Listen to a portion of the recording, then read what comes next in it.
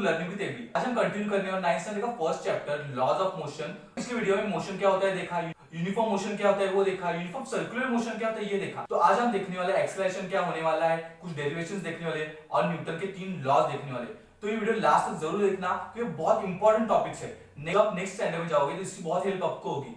तो ये लेक्चर ठीक से अटेंड कीजिए और जिन्होंने फर्स्ट लेक्चर अटेंड नहीं किया उनके लिए मैंने लिंक नीचे दी हुई है, वो देखिए, आपको कांसेप्ट समझने में जरूर हेल्प होगी।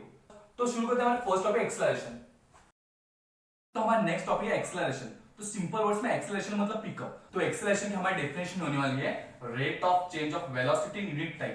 मतलब एक यूनिट टाइम में कितनी वेलोसिटी चेंज होने वाली है, ये होने वाला हमारा एक्सेलरेशन। हम वेलोसिटी का फॉर्मूला ऐसे लिख सकते हैं, वेलोसिटी डिवाइडेड बाय टाइम। लेकिन हमारी दो वेलोसिटी होने वाली है, एक फाइनल वेलोसिटी और एक इनिशियल वेलोसिटी। जैसे अगर मैंने गाड़ी स्टार्ट कर रहा हूं तो गाड़ी की स्पीड होने वाली 0 और एक्सेलरेशन के बाद मेरी गाड़ी की वेलोसिटी चेंज होने वाली, तो वो होने वाली है फाइनल वेलोसिटी। यहाँ पे जब हमें एक्सेलरेशन निकालना हो तो हमें फाइनल वेलोसिटी से हमारी इनिशियल वेलोसिटी माइनस करनी होगी और उसे टाइम से डिवाइड करना होगा। तो हमारा एक्सेलरेशन के लिए फॉर्मूला क्या होने वाला है, final velocity minus initial velocity divide by time. तो हमने हमारी फाइनल वेलोसिटी को v से डिनोट किया और इनिशियल वेलोसिटी को u से डिनोट किया और टाइम को t डिनोट कर दिया। हमारा फॉर्मूला क्या होने वाला है, a = v - u divide bye t। तो ये होने वाला है हमारा फाइनल एक्सेलरेशन का फॉर्मूला। अभी हम हमारे नेक्स्ट पार्ट के ऊपर जाते हैं जहां एक्सेलरेशन की टाइप हम देखेंगे। तो अभी हम देखते हैं टाइप ऑफ एक्सेलरेशन। हम छोटे से एग्जांपल की हेल्प से ये तीनों एक्सेलरेशन की टाइप देखते हैं। तो पहला हमारा टाइप होने वाला है पॉजिटिव एक्सेलरेशन। पॉजिटिव एक्सेलरेशन कब होता है, जब वेलोसिटी इंक्रीज हो।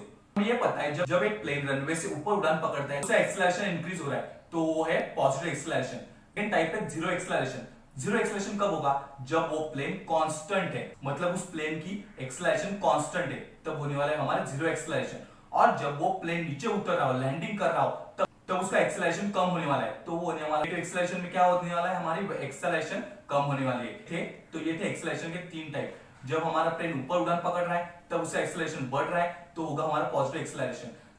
जब वो आसमान में उड़ रहा हो तब उसकी एक्सेलरेशन कांस्टेंट है, तब वो जीरो एक्सेलरेशन है। और जब हमारा प्लेन लैंड कर रहा होता, जब हमारा प्लेन लैंड करेगा तब उसका एक्सेलरेशन कम हो जाएगा, तो होगा नेगेटिव एक्सेलरेशन। तो अभी हमारा नेक्स्ट टॉपिक होने वाला है यूनिफॉर्म सर्कुलर मोशन। हम सबने यूनिफॉर्म मोशन तो देखा, लेकिन यूनिफॉर्म सर्कुलर मोशन जानने की कोशिश करेंगे। तो पहले समझते सर्कुलर मोशन क्या है, उसके बाद देखेंगे यूनिफॉर्म सर्कुलर मोशन क्या है। देखते हैं सर्कुलर मोशन क्या होता है। तो circular motion of the body over the circumference of the circle, मतलब एक सर्कल के सर्कमफरेंस के ऊपर, मतलब साइड्स के ऊपर जो मोशन हो रहा है वो हमारा होने वाला है सर्कुलर मोशन। तो अभी हमने देखा सर्कुलर मोशन क्या होता है, अभी हम देखेंगे यूनिफॉर्म सर्कुलर मोशन क्या होने वाला है। तो हमारा यूनिफॉर्म सर्कुलर मोशन होने वाला है motion of the body over the circumference of circle with constant speed. मतलब सर्कुलर मोशन और यूनिफॉर्म सर्कुलर मोशन में सिर्फ 2 वर्ड्स चेंज हुए, वो है कांस्टेंट स्पीड। मतलब यूनिफॉर्म सर्कुलर मोशन में जो भी हमारा ऑब्जेक्ट है वो सर्कुलर पाथ में ही घूम रहा है, लेकिन एक कांस्टेंट स्पीड के ऊपर। मतलब अगर ये पूरा सर्कल कंप्लीट करने में मुझे 2 सेकंड लग रहे हैं, सेकंड टाइम वही ऑब्जेक्ट घूमेगा तब उससे भी 2 सेकंड ही लगेंगे। नेक्स्ट सर्कल कंप्लीट करने के लिए 2 सेकंड और लगेंगे, मतलब एक कांस्टेंट स्पीड के ऊपर घूम रहा है, तो उसे हम कहेंगे यूनिफॉर्म सर्कुलर मोशन। तो अभी हम रिलेशनशिप देखते हैं वेलोसिटी और टाइम के बीच में। तो मैंने पहले डायग्राम निकाल दिया और हमारा एक्सेलरेशन क्या था, change into velocity divided by time. हमारा चेंज इन वेलोसिटी क्या होने वाला है, final velocity minus initial velocity divided by time. यहाँ पे हमारी फाइनल वेलोसिटी होने वाली है ओसी, इनिशियल वेलोसिटी होने वाली है ओडी और टाइम को टी से हमने डिनोट कर दिया। तो हमें जब ओसी मतलब इस पूरी लाइन से हम ओडी माइनस कर देंगे तो हमारे पास बचता है सिर्फ इतनी लाइन, तो ये लाइन है सीडी और डिवाइड बाय टाइम मैंने वैसे कैसे लिख लिया। जब ये टी यहां पे जाएगा तो ए से मल्टीप्लाई करेगा, तो CD = 80 हमें मिलेगा। तो ये था हमारा फर्स्ट पार्ट। सेकंड पार्ट में हमने ये देखा बीए लाइन AB और ACE के एडिशन से मिलते हैं, तो मैंने लिख लिया, लिख सकते हैं AB की वैल्यू और CD की वैल्यू सेम होने वाली है, इसलिए मैंने AB की जगह पे CD लिख लिया और A की जगह पे OD लिख लिया। अभी हमारे पास CD की वैल्यू है 80, तो मैंने वो डाल दी और OD की वैल्यू है U, तो मैंने वो भी लिखी। तो हमें पहला इक्वेशन मिला जो रिलेशनशिप बताता है वेलोसिटी और टाइम के बीच। अभी हम वो रिलेशन देखने वाले जो हमें रिलेशन बताएगा डिस्प्लेसमेंट और टाइम के बीच में। तो पहले हम सोचते हैं क्वाड्रेंगल DOEB के बारे में। DOEB, ये पूरे इस बारे में हमें सोचना है। हमें DOEB का एरिया निकालना है। वो बना है रेक्टेंगल DOEA और ट्रायंगल DAB, ये दोनों के कॉम्बिनेशन से बना है। तो हम पहले हम एरिया निकालेंगे DOEA का। रेक्टेंगल के एरिया का फॉर्मूला है लेंथ इनटू ब्रेड्थ। तो इसकी लेंथ क्या होने वाली है, ए इसकी लेंथ है और इसकी ब्रेड्थ है ओई। तो मैंने ए इंटू ओई लिख लिया। जब हमने ट्रायंगल डी ए बी की बात की तो हमारा फॉर्मूला होने वाला half into brace into height. तो मैंने हाफ लिख लिया। इसकी जो हाइट है वो है ए बी और जो बेस है वो है डी ए। तो मैंने लिख लिया और बाद में सॉल्व करना स्टार्ट कर दिया। वैल्यू चेक की, ए की वैल्यू मेरे पास ई थी, ए की वैल्यू मेरे पास यू थी, ओ की टी थी, डी मेरी ओ की वैल्यू टी है तो मेरे पास डी की वैल्यू भी टी होने वाली है। तो मैंने वैल्यू लिख ली। बाद में मैंने ए बी की वैल्यू लिखी 80 और बाद में मैंने सब्स्टिट्यूशन स्टार्ट कर दिया। तो जब मैंने ए की वैल्यू यू डाली, ओ की वैल्यू टी डाली plus half into A B की वैल्यू 80 और डी की वैल्यू टी डाली तो u into T U T आ गया प्लस हाफ जैसे कैसे रहा और A T into 80 into T हो गया 80 स्क्वायर। तो हमें सेकेंड इक्वेशन मिल गया जो रिलेशन बताता है डिस्प्लेसमेंट और टाइम के बीच में। हम देखते हैं हमारा नेक्स्ट इक्वेशन जो कि हमें रिलेशन बताएगा डिस्प्लेसमेंट और वेलोसिटी के बीच में। हम ट्रेपेजियम डीओईबी का एरिया निकालेंगे। तो उसके लिए ट्रेपेजियम का एरिया निकालने के लिए हमें फॉर्मूला है half into sum of the length of parallel sides into distance between the parallel sides. तो हमें ये निकालना होगा। तो इसके लिए मैंने पहले लिख लिया, ये जैसे कि तैसे आ गया सम ऑफ पैरेलल साइड। तो यहाँ पे पैरेलल साइड्स कौन सी है, CD और BE। CD और BE जो पैरेलल लाइंस थी उनकी मैंने एडिशन करने के लिए लिख ली और जो डिस्टेंस था पैरेलल लाइंस में वो था CE। तो मैंने वो लिख लिया। यहाँ पे मेरे पास CD की वैल्यू U थी, BE की वैल्यू V थी और CE की वैल्यू T थी जो मैंने लिख ली। लेकिन पहले हमें एक फॉर्मूला क्या था, वो A is equal to acceleration is equal to final velocity minus initial velocity divide by time. लेकिन उससे पहले मैंने इसको अलग फॉर्म दिया, वो T is equal to V minus U divide by A। मतलब A यहाँ पे गया और T यहाँ पे गया। तो बाद में मैंने की जगह पे मैंने ये वैल्यूज डाल दी। तो ये था half into U plus V into V minus U divide by A। तो यहाँ पे A का और 2 का मल्टीप्लीकेशन हो गया होगा 2A, वो हो गया 2A और बाद में V प्लस U एक ब्रैकेट में और एक ब्रैकेट में रहा V माइनस U। बाद में ये 2A मल्टीप्लाई हो गया S के साथ तो हो गया 2AS और ये जैसे के जैसे रह गए। लेकिन हमने पिछले स्टैंडर्ड में पढ़ा था अगर ऐसे दो चीजें प्लस और माइनस में दो ग्रुप्स आ जाते हैं तो हम उनका स्क्वायर लिख सकते हैं। तो मैंने लिखा V square minus U square is equal to 2AS। मैंने लिखा 2AS is equal to V square minus, तो यहाँ पर मुझे मिला V square is equal to U square plus 2AS। तो ये था हमारा इक्वेशन जो रिलेशन बताएगा डिस्प्लेसमेंट और वेलोसिटी बीच में। तो ये थे हमारे 3 इक्वेशंस।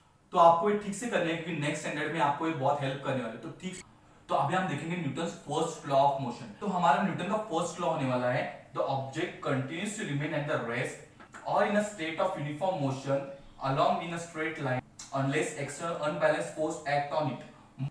मतलब हमारा कोई भी ऑब्जेक्ट हमें रेस्ट पोजीशन में रहता है या फिर यूनिफॉर्म मोशन में रहता है जब तक उसके ऊपर कोई अनबैलेंस्ड फोर्स अप्लाई ना हो। जैसे कि अगर इस मार्कर को मैं ऐसे ही पकड़ूं तो यहाँ पे कोई भी फोर्स अप्लाई नहीं हो रहा है, लेकिन जैसे मैं नीचे से फोर्स अप्लाई कर रहा हूं वो ऊपर जा रहा है। मतलब ये मार्कर एकदम रेस्ट पोजीशन में था जब तक उसके ऊपर कोई फोर्स अप्लाई नहीं हुआ था, लेकिन जब मैंने नीचे से फोर्स अप्लाई किया उसे ऊपर की तरफ भेजा तो होगा तब वो मोशन में चला गया। तो मैंने अनबैलेंस्ड फोर्स इस मार्कर के ऊपर अप्लाई किया तब उसने अपनी पोजीशन चेंज की। तो यही है Newton's first law of motion. इसी लॉ को लॉ ऑफ इनर्शिया भी कहते हैं। इनर्शिया मतलब इनेबिलिटी टू मूव। मतलब जब तक इस मार्कर के ऊपर कोई अनबैलेंस्ड फोर्स अप्लाई नहीं हो रहा है तब वो इनर्शिया में है, मतलब कोई भी मूवमेंट नहीं कर रहा है। जैसे मैं अनबैलेंस्ड फोर्स लगा रहा हूं ये ऊपर की तरफ जा रहा है। तो यही था हमारे न्यूटन का फर्स्ट लॉ ऑफ मोशन। यहाँ पे नेक्स्ट टॉपिक मोमेंटम। मोमेंटम मतलब मास और वेलोसिटी का प्रोडक्ट। मोमेंटम का फॉर्मूला बनेगा मास इंटू वेलोसिटी। ये कह सकते हैं किसी भी ऑब्जेक्ट का मोमेंटम उसके मास के ऊपर और वेलोसिटी के ऊपर डिपेंड रहता है। जैसे मैं अगर टेनिस बॉल से क्रिकेट खेल रहा हूं तो वो जो कैच आएगा वो मैं इजीली ले सकता हूं, लेकिन अगर वही सीजन बॉल से आए तो शायद लेने में मुझे थोड़ी डिफिकल्टी हो क्योंकि बॉल का मास चेंज हो सकता है, तो मुझे सीजन बॉल को पकड़ने में थोड़ी तकलीफ हो सकती है। तो ये था मोमेंटम के बारे में। पहले हमने न्यूटन का लॉ देखा, किसी भी चीज के ऊपर जब तक कोई भी फोर्स अप्लाई ना हो तब तो अपने रेस्ट पोजीशन में रहती है या फिर यूनिफॉर्म मोशन में रहती है। उसके ऊपर जब अनबैलेंस्ड फोर्स अप्लाई हो तो मोशन में चली जाती है। सेकंड हमने इनर्शिया देखा और थर्ड हमने मोमेंटम देखा। मोमेंटम क्या है, product of mass and velocity. तो इस तरह से आप इस डिफिकल्ट टॉपिक को अपने ध्यान में रख सकते हो और एग्जाम के लिए रेडी हो सकते हो। हम देखते हैं न्यूटन का सेकंड लॉ। तो न्यूटन का सेकंड लॉ क्या कहता है, rate of change of momentum is directly proportional to applied force and change of momentum occurred in direction of applied force। मतलब जो rate of change of momentum होने वाला है डायरेक्टली प्रोपोर्शनल रहने वाला है किसके साथ, जो फोर्स हमने अप्लाई किया था। अभी हम एग्जांपल की हेल्प से इस चीज को ठीक से समझते हैं। अगर कोई गाड़ी पॉइंट ए से पॉइंट बी की तरफ जा रही है तो उसका मोमेंटम चेंज होने वाला है। तो हमारा मोमेंटम का फॉर्मूला क्या था, मास इनटू वेलोसिटी। तो हम जब ए पॉइंट के ऊपर थी तो हमने क्या किया, मास इनटू वेलोसिटी, यू मतलब जो कि हमारी इनिशियल वेलोसिटी होगी वो, और जब बी पे पहुंचेगा तो जो हमारी वेलोसिटी मिलेगी वो है एम इंटू बी मतलब फाइनल वेलोसिटी। हमें एक पता है rate of change of momentum का फॉर्मूला क्या है, change of momentum divide by time. बस दो मोमेंटम होने वाले, एक है फाइनल मोमेंटम और दूसरा इनिशियल मोमेंटम। तो हमने डाल लिया और टाइम लिख लिया। तो हमारा फाइनल मोमेंटम जो था वो था mv और जो हमारा इनिशियल मोमेंटम था वो है mu डिवाइड बाय t। ये हमने लिख लिया और उसके बाद हमने m को कॉमन निकाला, तो ब्रैकेट में v माइनस u और डिवाइड बाय t। लेकिन हमने एक्सेलरेशन का फॉर्मूला क्या देखा था, final velocity minus initial velocity divide by time. v minus u divide bye t की जगह पे a डाल सकते हैं। तो हमें rate of change of momentum की वैल्यू मिली ma मतलब मास इनटू एक्सेलरेशन। जैसे कि न्यूटन के लॉ में स्टेट किया था, rate of change of momentum is directly proportional to applied force. तो हमने उसकी वैल्यू डालना स्टार्ट कर दी। हमें रेट ऑफ मोमेंटम यहाँ पे मिला था मास इनटू एक्सेलरेशन, तो हमने यहाँ पे लिख लिया mass into acceleration directly proportional to f मतलब फोर्स। दोनों को इक्वल करना था तो हमें k कांस्टेंट लेना पड़ा, क्योंकि हम जब प्रोपोर्शनलिटी से इक्वलिटी में लाते हैं तब हमें कांस्टेंट लेना पड़ता है। तो हमने कांस्टेंट लिया, लेकिन एक्सपेरिमेंटली प्रूव हुआ कांस्टेंट की वैल्यू 1 है। तो हमें क्या मिला, force equal to mass into acceleration. तो ये था न्यूटन का सेकंड लॉ ऑफ मोशन। अब स्टार्ट करते हैं Newton third law of motion. Newton third law of motion क्या कहता है, every action force has a equal and opposite reaction force which act simultaneously. मतलब हर एक्शन फोर्स के ऊपर एक रिएक्शन फोर्स होने वाली है जो साइमल्टेनियसली एक्ट करेगी। ये न्यूटन हमारा first chapter laws of motion. तो ये चैप्टर आपको कैसे लगा जरूर बताना, आपके कुछ डाउट्स हो कमेंट बॉक्स में जरूर बताना, मैं उन्हें सॉल्व करने की जरूर कोशिश करूंगा। तो मिलते हैं हमें नेक्स्ट लेक्चर में, तब तक गुड बाय, टेक केयर।